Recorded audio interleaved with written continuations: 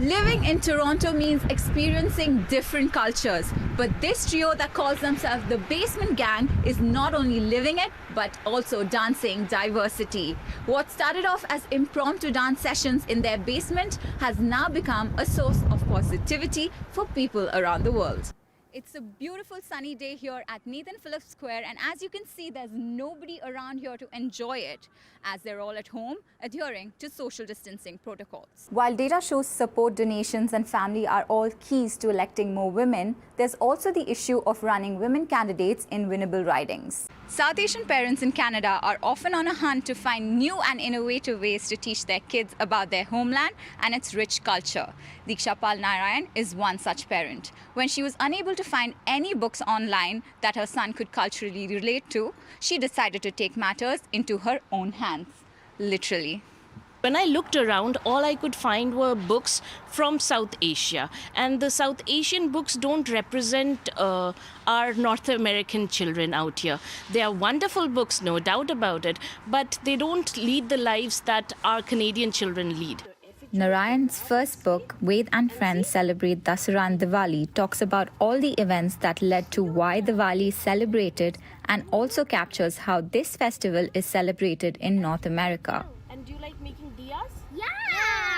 It's divided into 3 sections. The first section is how North American children out here celebrate Diwali. We make it easy for parents that you don't have to do everything what has been taught to you. You can make up your own new traditions and do it yourself.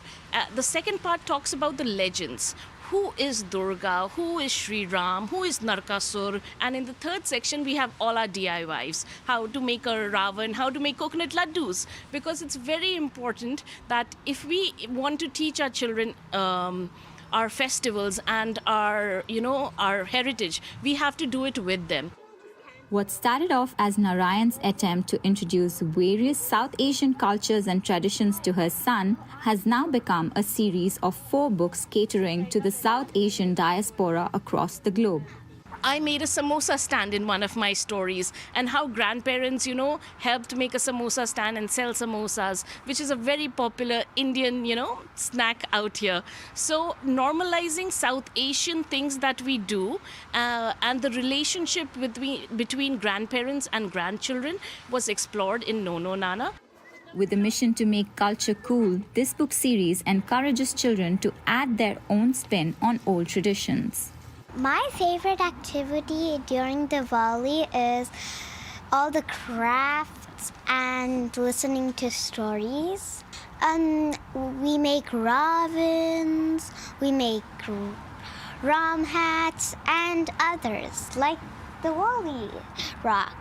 Since all of us, most of us Canadians are immigrants, we might have come here 3 years ago, or we might have come here like 50 years ago. We've all come here from somewhere else. So it's important for us to keep our heritage alive, because that tells us who we are and where we come from and what our background or our history is.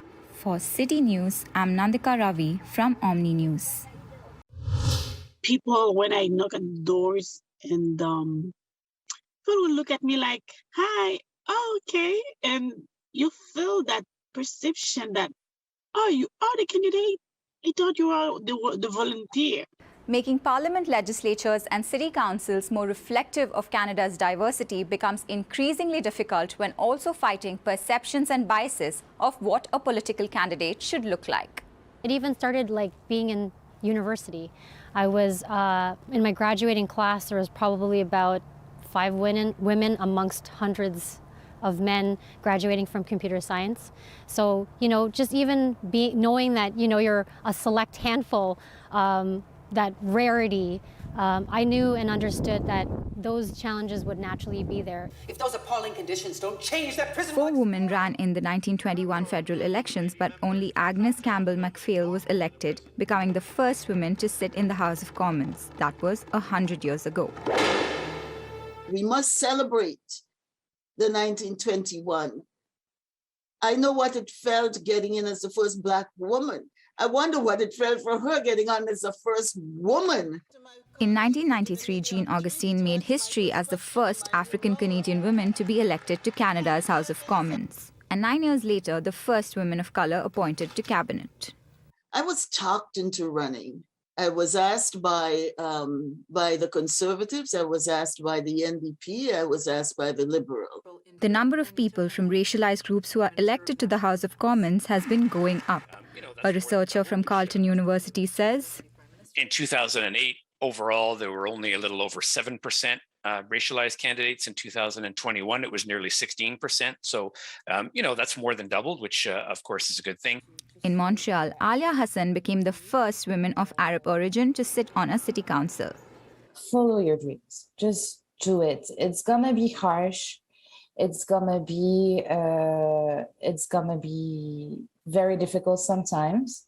You're gonna have mountains to climb, but in the end, you're gonna succeed. And faithfully. These are the young voices which Jean Augustine feels will turn the tide. The Order of Canada recipient believes that diversity in politics will only help build a more inclusive community. Recognize that we have to continue to emphasize the importance of gender, the importance of people of color, the importance of all of the voices or Indigenous peoples who must have that seat around the table also. For City News, I'm Nandika Ravi from Omni News.